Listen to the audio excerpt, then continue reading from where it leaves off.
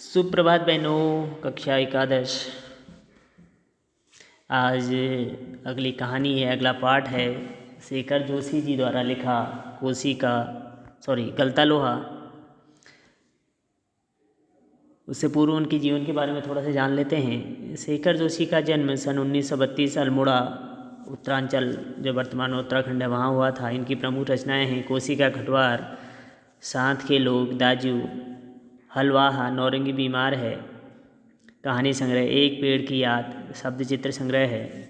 और इनको पहल सम्मान से सम्मानित किया गया। पिछली सदी का 6वां दशक हिंदी कहानी के लिए युगांतकारी समय था। एक साथ कई युवा कहानीकारों ने अब तक चली आती कहानियों के रंग ढंग से अलग तरह की कहानियाँ लिखनी शुरू की और देखते देखते कहानी की विधा साहित्य जगत के केंद्र में आ खड़ी हुई। उस पूरे उठान को नाम दिया गया नई कहानी आंदोलन। इस आंदोलन के बीच उभरी हुई प्रतिभाओं में शेखर जोशी का अन्यतम है। उनकी कहानियाँ नई कहानी आंदोलन के प्रगतिशील पक्ष का प्रतिनिधित्व करती हैं। समाज का मेहनतकश और सुविधाहीन तबका उनकी कहानियों में जगह पाता है। निहायत सहज एवं आडंबरहीन भाषा शैली से वे सामाजिक यथार्थ के बारीक नुक्तों को पकड़ते और प्रस्तुत करते हैं। उनके रचना संसार से गुजरते हुए समकालीन जनजीवन की बहुविधि विडंबनाओं को महसूस किया जा सकता है। ऐसा करने में उनकी प्रगतिशील जीवन दृष्टि और यथार्थ बोध का बड़ा योगदान रहा है। शेखर जोशी जी की कहानियाँ विभिन्न भारतीय भाषाओं के अतिरिक्त अंग्रेजी, पोलिश और रूसी में भी अनुदित हो चुकी हैं। उनकी प्रसिद्ध कहानी दाजू पर चिल्ड्रंस फिल्म सोसाइटी द्वारा फिल्म का निर्माण भी हुआ है। गलता लोहा शेखर जोशी कहानी कला का एक प्रतिनिधित्व नमूना है। गलता लोहा कह रहे हैं, मोहन के पैर अनायास शिल्पकार टोले की ओर मुड़ गए। उसके मन के किसी कोने में शायद धनराम लोहार के ऑफर की वह अनगूंज शेष थी, जिसे वह पिछले 3-4 दिनों से दुकान की ओर जाते हुए दूर से सुनता रहा था।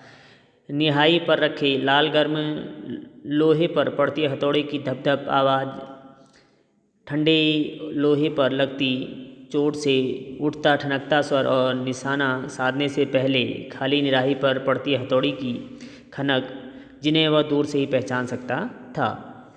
लंबे बेट वाले हंसुए को लेकर वह घर से इस उद्देश्य से निकला था कि अपने खेतों के किनारों उगाई कांटेदार झाड़ियों को काट छांट कर साफ कराएगा। बूढ़े बंशीधर जी के बूते अब यह सब काम नहीं रहा। यही क्या, जन्म भर जिस प्रोताही के बूते पर उन्होंने घर संसार चलाया था, वह भी अब वैसे कहाँ कर पाते हैं। यजमान लोग उनकी निष्ठा और संयम के कारण ही उन पर श्रद्धा रखते हैं, लेकिन बुढ़ापे का जर्जर शरीर अब उतना कठिन श्रम और व्रत उपवास नहीं झेल पाता। सुबह सुबह जैसे उससे सहारा पाने की नीयत से ही उन्होंने गहरा निश्वास लेकर कहा था, आज गणनाथ जाकर चंद्रदत्त जी के लिए रुद्रा पाठ करना था। अब मुश्किल ही लग रहा है। यह 2 मील की सीधी चढ़ाई अब अपने बूते की नहीं, एकाएक ना भी नहीं कहा जा सकता। कुछ समझ में नहीं आता। मोहन उनका आशय न समझता हो, ऐसी बात नहीं, लेकिन पिता की तरह ऐसे अनुष्ठान कर पाना न उसे अभ्यास ही था और न वैसी गति। पिता की बातें सुनकर भी उसने उनका भार हल्का करने का कोई सुझाव नहीं दिया। जैसे हवा में बात कह दी गई थी, वैसे ही अनुत्तरित रह गई। पिता का भार हल्का करने के लिए वह खेतों की ओर चला था, लेकिन हंसुए की धार पर हाथ फेरते हुए उसने लगा कि वह पूरी तरह कुंद हो चुकी है। धनराम अपने बाएं हाथ से धौंकनी फूंकता हुआ दाएं हाथ से भट्टी में गर्म होते लोहे को उलट पलट रहा था। मोहन भट्टी से दूर रहकर एक खाली कनस्तर के ऊपर बैठा उसकी कारीगरी को पारखी निगाहों से देख रहा था। मास्टर त्रिलोक सिंह तो अब गुजर गए होंगे, मोहन ने पूछा। वे दोनों अब अपने बचपन की दुनिया में लौट आए थे। धनराम की आंखों में एक चमक सी आ गई। वह बोला, माँ साहब भी क्या आदमी थे लला, अभी पिछले साल ही गुजरे। सच कहूँ आखिरी दम तक उनकी छड़ी का डर लगा ही रहता था। दोनों हो कर हंस दी। कुछ क्षणों के लिए वे दोनों ही जैसे किसी बीती हुई दुनिया में लौट गए। गोपाल सिंह की दुकान से हुक्के की आखिरी कस खींचकर त्रिलोक सिंह स्कूल की चारदीवारी में उतरते हैं। थोड़ी देर पहले तक धमाचौकड़ी मचाते, उठापटक करते और बाँझ के पेड़ों की टहनियों पर झूलते बच्चों को जैसे शाम सूख गया है। कड़े स्वर में वह पूछते हैं, प्रार्थना कर ली तुम लोगों ने? यह जानते हुए भी यदि प्रार्थना हो गई होती तो गोपाल सिंह की दुकान तक उनका संवेद स्वर पहुँचता ही। त्रिलोक सिंह घूर घूर कर एक एक लड़के को देखते, फिर वही कड़कदार आवाज़, मोहन नहीं आया आज? मोहन उनका चहेता शिष्य था, पुरोहित खानदान का, कुशाग्र बुद्धि का बालक, पढ़ने में भी नहीं, गायन में भी बेजोड़। त्रिलोक सिंह मास्टर ने उसे पूरे स्कूल का मॉनिटर बना रखा था। वही सुबह सुबह हे प्रभु आनंद दाता ज्ञान हमको दीजिए का पहला स्वर उठाकर प्रार्थना शुरू करता था।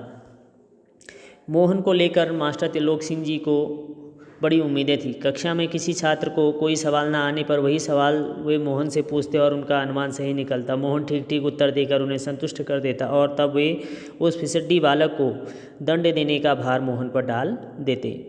पकड़ इसका कान और लगवा इसे 10 उठक बैठक, वे आदेश दे देते। धन्नाम भी उन अनेक छात्रों में से एक था जिसने त्रिलोक सिंह मास्टर के आदेश पर अपने हमजोली मोहन के हाथों कई बार वेद खाए थे या कान खिंचवाए थे।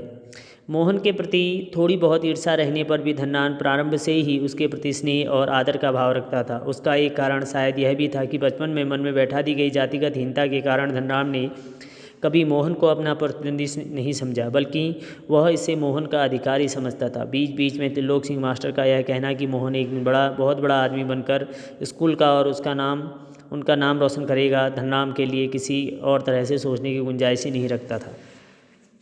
और धन्नाम वह गांव के दूसरे खेतिहर और मजदूर परिवारों के लड़कों की तरह किसी तरह तीसरे दर्जे तक ही स्कूल का मुंह देख पाया था। त्रिलोक सिंह मास्टर कभी कभार भी उस पर विशेष ध्यान देते थे। एक दिन अचानक ही उन्होंने पूछ लिया था, धनवा 13 का पहाड़ा सुना तो?